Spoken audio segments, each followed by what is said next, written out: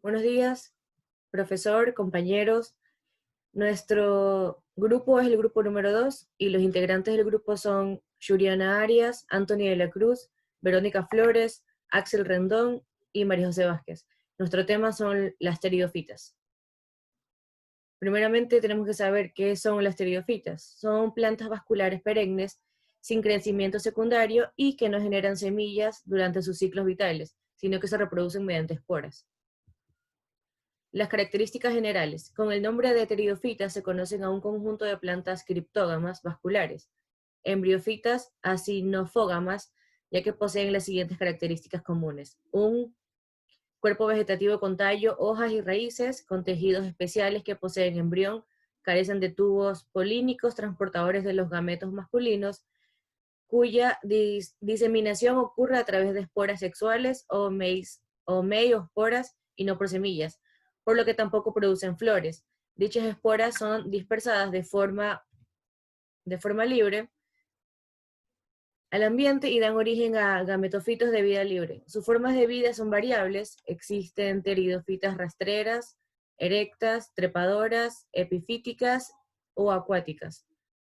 Pueden alcanzar tamaños diversos que van desde algunas arborescentes grandes con alturas de 10 a 12, 25 metros, hasta pequeñas con escasos centímetros de altitud.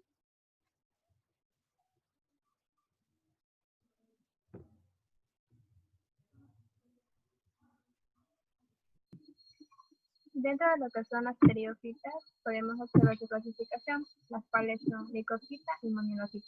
Las licofitas son plantas herbáceas que ocupan hábitats particulares, como podemos observar en la imagen, y se clasifica en licopodiales, las cuales son plantas herbáceas, generalmente crecen en suelos húmedos, presentan tallos rastreros y sus hojas son muy pequeñas. Y en cuanto a isoetales, son plantas acuáticas que viven sumergidas bajo el agua, presentan un tallo lobulado, un crecimiento secundario y sus hojas son lineales, como podemos observar en la imagen. Y por último, tenemos lo que es las celdas generales. Su principal característica es que crecen de forma muy rápida. Sus tallos producen numerosas raíces que se van desarrollando y formando una especie de almohada rica en hojas, como podemos observar en la siguiente imagen.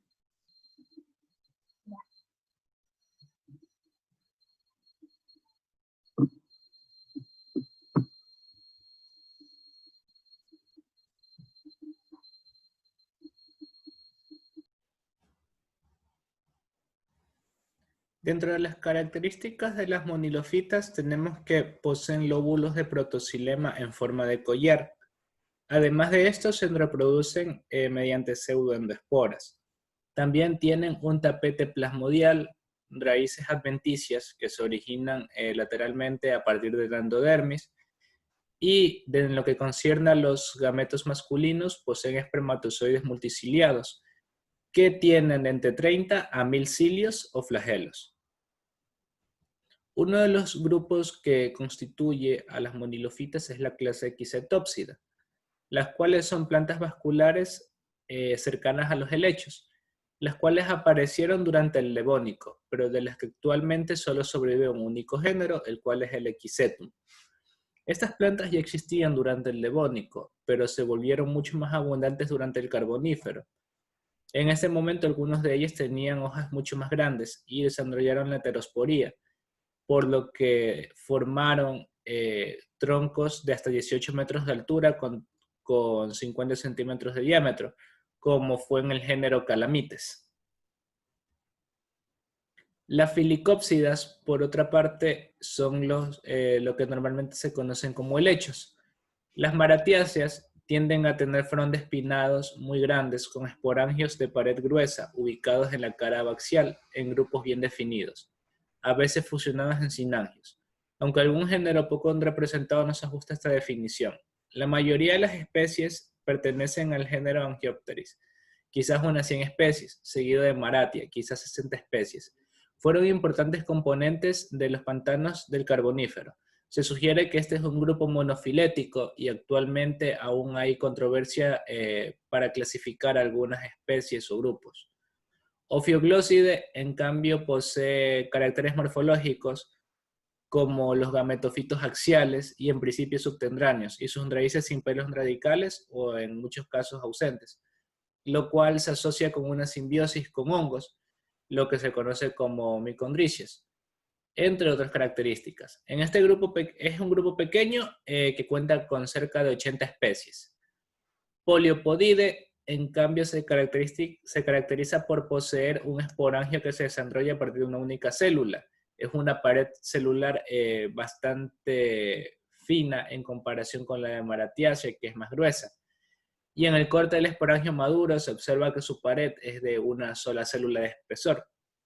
Los leptosporangios de la mayoría de las especies en esta familia contienen un número relativamente pequeño y definido de esporas en comparación con los otros grupos de monilofitas.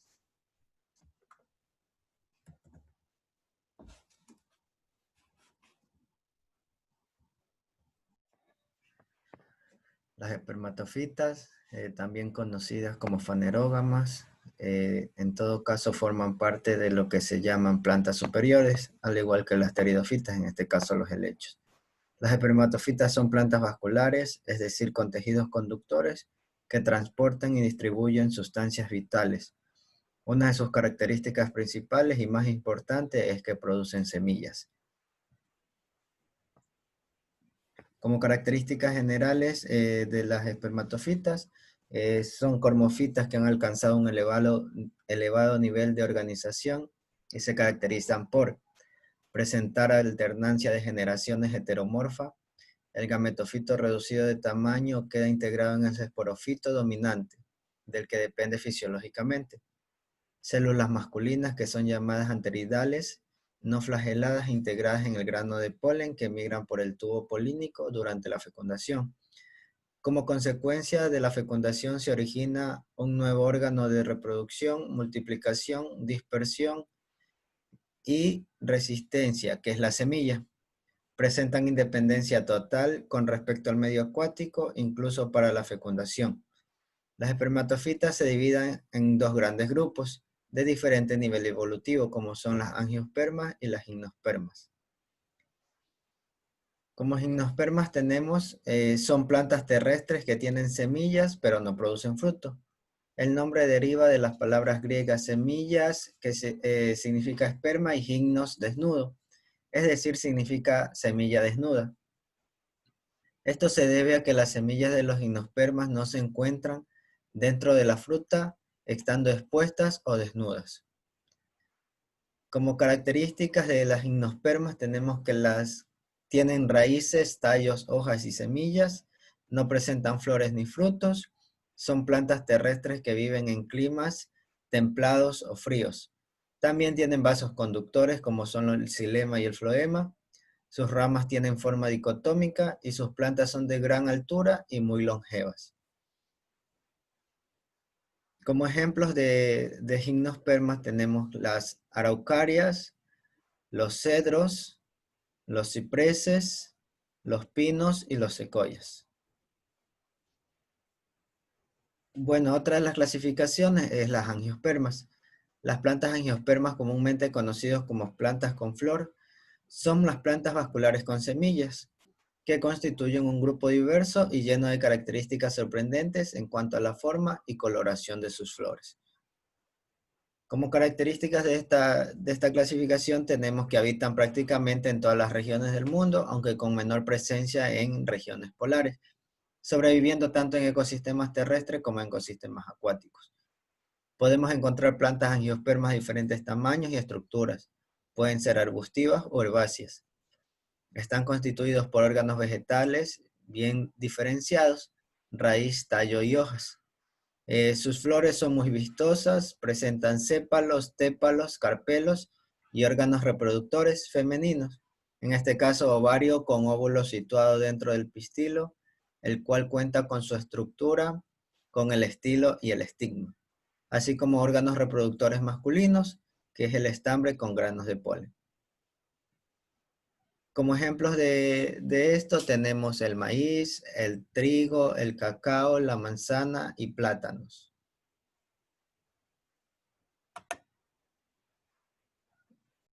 Y para finalizar, vamos a hablar entre una comparación de las plantas pteridófitas y las espermatofitas. Estas plantas son plantas superiores vasculares. Las pteridófitas, o también conocidas como criptógamas, no presentan semilla, por lo que su reproducción se da por medio de esporas. Son helechos, son de tamaño mediano, no tienen ni flores ni frutos. El talo esporofito son independientes, autótrofos o fotosintéticos. Viven en zonas húmedas, en zonas tropicales, algunas son epífitas porque crecen sobre árboles. No se han independizado del agua ya que requieren de los anterozoides, naden hacia la ósfera a través del agua hacia el erquegonio y fecunden el óvulo. Además que en sus tejidos de conducción tienen traqueidas.